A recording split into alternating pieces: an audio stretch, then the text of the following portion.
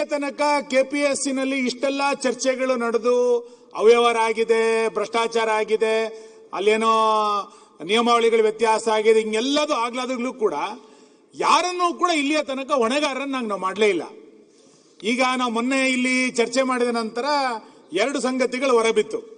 ಮೊದಲನೇದು, ನಾವು ಸಂದರ್ಶನವನ್ನ ಮುಂದೂಡಿ ಇದ್ರ ಬಗ್ಗೆ ಇನ್ನೂ ಸ್ಪಷ್ಟತೆ ಬೇಕು ಅಂತಂದಾಗ ಸಂದರ್ಶನ ಮುಂದೂಡಿದ್ರು ಅಂತ ಹೇಳಿದ್ರು.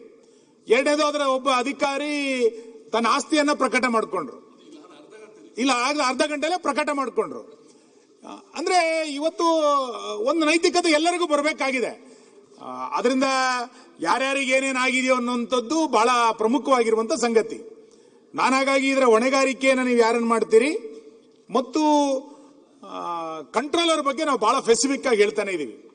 ನಾನು ಕೃಷ್ಣ ಬೈರೇಗೌಡರಿಗೆ ನೀವು ಪರೀಕ್ಷೆಯನ್ನ ನಿಗದಿ ಮಾಡ್ತೇವೆ, ಪ್ರತಿ ವರ್ಷ ನಿಯಮಿತವಾಗಿ ಉದ್ಯೋಗವನ್ನು ಭರ್ತಿ ಮಾಡ್ತೇವೆ, ಇದೆಲ್ಲದರ ಜೊತೆನಲ್ಲಿ ಒಂದು ಪರೀಕ್ಷೆಯನ್ನು ಮುಗಿದು ಫಲಿತಾಂಶ ಬರೋ ತನಕ ಒಬ್ಬ ಸೆಕ್ರೆಟರಿನ ಸೈಕ್ಲಿಂಗ್ ಮುಗಿಯೋ ತನಕ ಒಬ್ಬ ಸೆಕ್ರೆಟರಿ ಇಡಿ. ಈಗ 4 ಸೆಕ್ರೆಟರಿಗಳು ಬದಲಾಯಿತು, ಕಂಟ್ರೋಲರ್ ಬದಲಾಗಲಿಲ್ಲ ಅನ್ನೋದು ನಾನು ಹೇಳಿದ್ದು. ಆ ಕಂಟ್ರೋಲರ್ ಮೇಲೆಯೇ ಬಹಳ ದೊಡ್ಡ ಪ್ರಮಾಣದ ಆಪಾದನೆಗಳು ಸಾರ್ವಜನಿಕವಾಗಿ ಕೇಳ್ತಾ ಇರೋದು.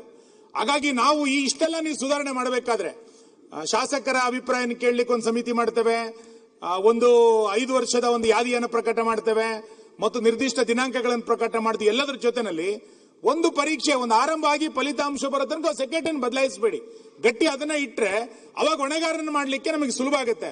ಇಲ್ಲಾಂದ್ರೆ ನನಗೆ ಗೊತ್ತಿಲ್ಲ ಅನ್ನುವಂತ ಜಾರಿಕೊಳ್ಳುವಂತ ಪ್ರಯತ್ನಗಳು ಕೂಡ ಅದರಲ್ಲಿ ನಡೆದು ಬಿಡುತ್ತೆ. ಎರಡನೇದು, ನೀವು ಹೇಳಿದ್ರಿ ಸಂದರ್ಶನಕ್ಕೆ ಮೊದಲು 200 ಮಾರ್ಕ್ಗಳಿತ್ತು, ಅದನ್ನ 50ಕ್ಕೆ ಬಂತು, ಅದನ್ನ 25ಕ್ಕೆ ಇಳಿಸಿದ್ವಿ ಅಂತೆಲ್ಲ ಗೊತ್ತಾಯ್ತು. ಸಂದರ್ಶನದಲ್ಲಿ ನಡೀತಾ ಇದ್ದಂತ ವ್ಯತ್ಯಾಸಗಳಿಗೆ ಪರೀಕ್ಷಾ ಕೇಂದ್ರಕ್ಕೆ ಬಂದಿರೋದು. ಹಾಲ್ ಮ್ಯಾನೇಜ್ಮೆಂಟ್ ಅಂತ ನಾನು ಶಬ್ದ ಬಳಸ್ಕೊಂಡೆ ಮೊನ್ನೆ.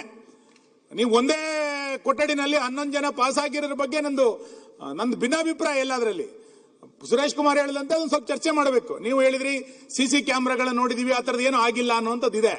ಇಷ್ಟಕ್ಕೆ ನಿಲ್ಬೇಡಿ ಅಂತ